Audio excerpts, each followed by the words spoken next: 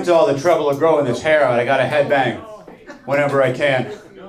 Hey everybody, my name is Jay Markovitz. The J is short for Jew. Yeah. The Markovitz is long for Jew.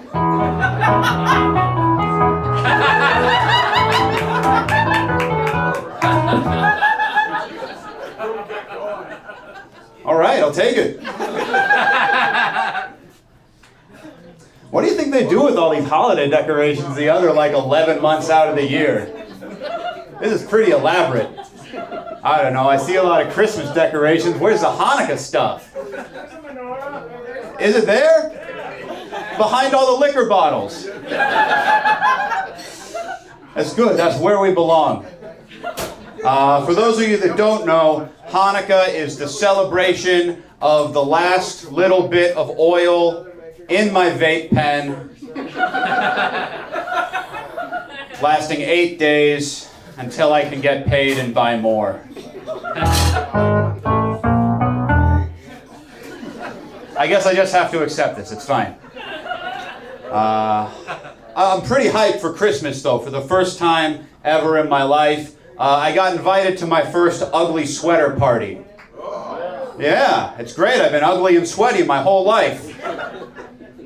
Finally cashing in on all those pheromones. What's that on your sweater? Is that a reindeer? 2 reindeers. 2 reindeers. And a snowflake. And a Christmas tree. Looks like it. What is that, like a poly blend? Feels like it. That's like the most festive fabric. All right, this is going okay. I feel I can come clean to you guys. I made a big deal about being Jewish for those last jokes, but the truth of the matter is that I'm only half Jewish. It's disappointing to me too. Things could have gone a lot differently. I'm half Jewish, half white trash. My mom, she would light the Hanukkah candles and then she would lean down and light a Newport off of them. In our house, the Holy Spirit was a menthol.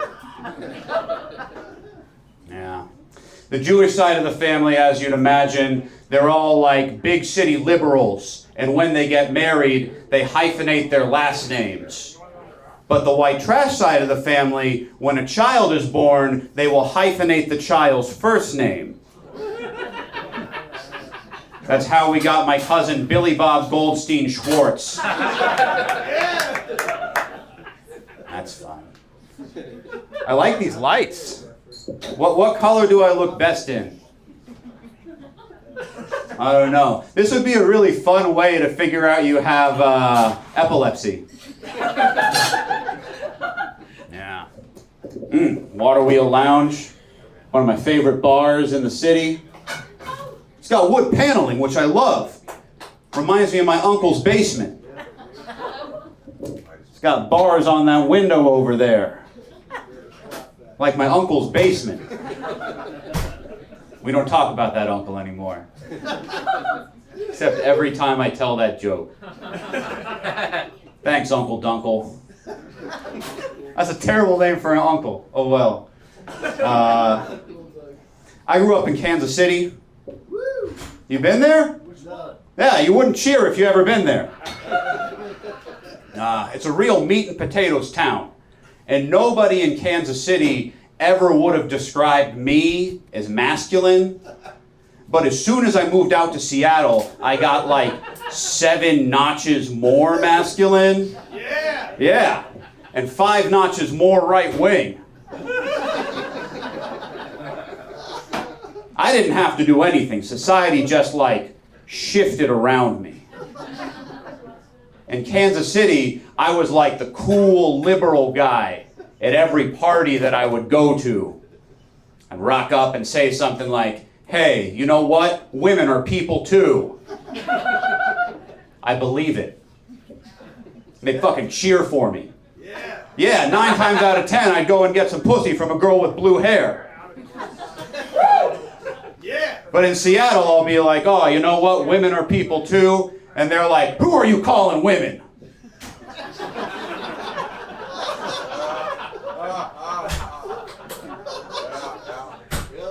The girls with blue hair here think that I'm basically Hitler. But that's great. What's more progressive in Seattle than a Jewish Hitler? I'm building bridges here, people. Making all the trains run on time. Hey, Christmas in Seattle. Let's all give it up for the city of Seattle.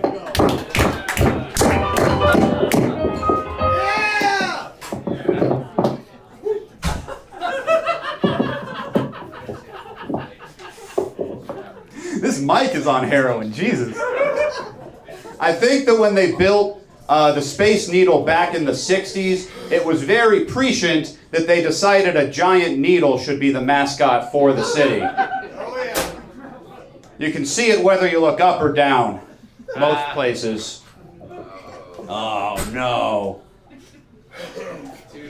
Too soon? What, I can't talk about the opioid epidemic when it sits next to me on the bus to get out here? That's the real crisis, Jesus. Guess I should tell a joke.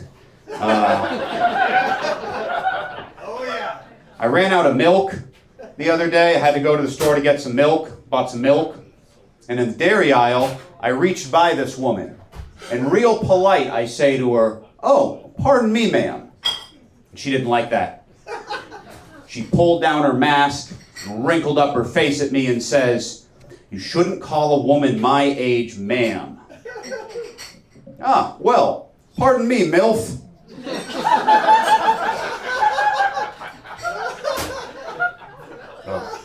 The MILF's gone bad.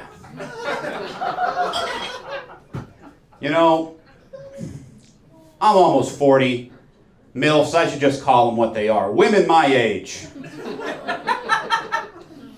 I didn't get them the first time around. I'll get them on the divorce. The second divorce.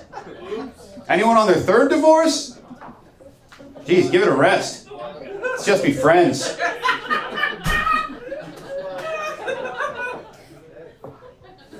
What do you want? What do you want for Christmas? Me? Yeah. Alcohol. Yeah. Oh, every day is Christmas for that gentleman over there. What are you drinking? Drinking a little slip? I would like a functioning mic for Christmas. That'd be lovely. I got my nephew Battleship for Christmas. Yeah, sweet. Yeah, I wanted to know what disappointment feels like. Talking to you, Parker Brothers. Reminds me of the games that I used to play when I was a kid. We played this one called Doorknob and Safety. Yeah. Some of you have played, and the way that you do it is anytime you fart, you have to say safety, and then you're safe. But if you fart and someone else says doorknob, they get to beat the shit out of you until you touch a doorknob. Doorknob and safety. Oh, looking back on it, most of the games we played were just an excuse to beat the shit out of each other and fart. It's the only way we could show affection for each other. Anything else would have been super gay. Yeah. God, what else can I tell you? Does anybody want a massage? Yeah? Yeah? Yeah, what hurts you, brother? I'll rub you. No, it's totally legit, above board. I'm a licensed massage therapist. In case you were wondering what kind of long-haired guy I am. I was telling one of my clients about this show tonight that I was going to come tell some jokes, and he was really impressed. He's like, "Wow, massage therapy and comedy. Is there anything you can't do?" Yeah, support a family. Yeah. Afford my own apartment. Got a lot of great lotions, though. I wasn't always a massage therapist, so if you can believe that. Before that, I was a Whole Foods cashier. Yeah, it's the larval stage in the long-haired life cycle. And maybe some of you can relate, but I felt like I was trapped in the service industry. like I was stuck behind a cash register with no way out. And this is a little embarrassing, but I got really into this book called The Secret. Yeah, it's about the power of positive thinking. You set an intention into the universe and trust that the universe will manifest that into reality. So I was like, okay, I'm gonna go to massage school and the universe is gonna take care of the details. And like a year later, my mom died and left me a little bit of money. Sweet.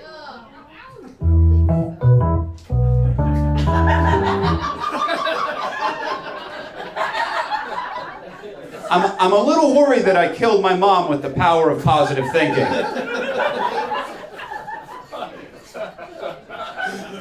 I'm a little worried this whole bar full of people thinks that I believe in the power of positive thinking. Oh, yeah.